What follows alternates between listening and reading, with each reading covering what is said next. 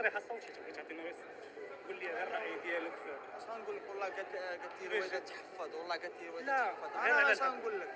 غير على عندي الحكم. ما نقول لك اخويا والله. حكم انت اخ ديال التهامي بناني عاد تعذبتي بزاف. بحكم انا اخ هاد ديال العدد تهامي ديال بناني، بحكم المعاناه اللي عانينا اللي عانينا في الحياه ديالنا، بحكم كيفاش هرستوا لينا الطموحات ديالنا، وكيفاش بزاف د الحوايج.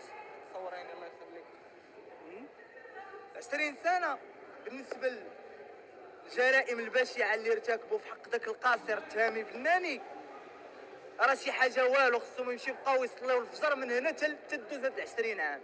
يعني غير مازال كافيه.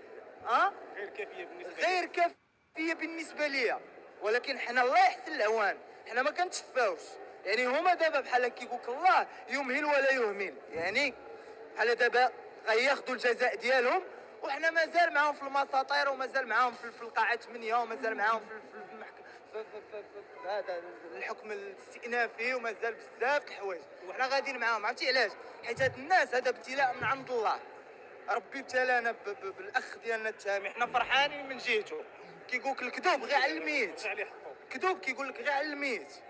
يعني بقيتو ولكن الدعوات ديال المغاربه خارج الوطن وداخل المغرب والناس اللي كيمشيو للحج. خليني نكمل. بغيت كادي تقول لهم بالصفه ديال انا اخو تهامي بناني كنوجه لكم رساله لكاع هذوك الناس.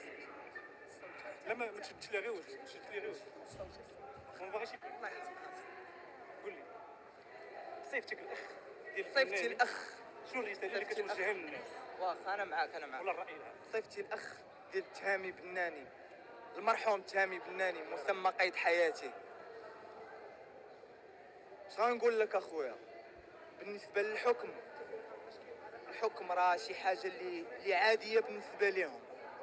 شي يكون قالوا الحقيقه في عام 2007 ولا 2008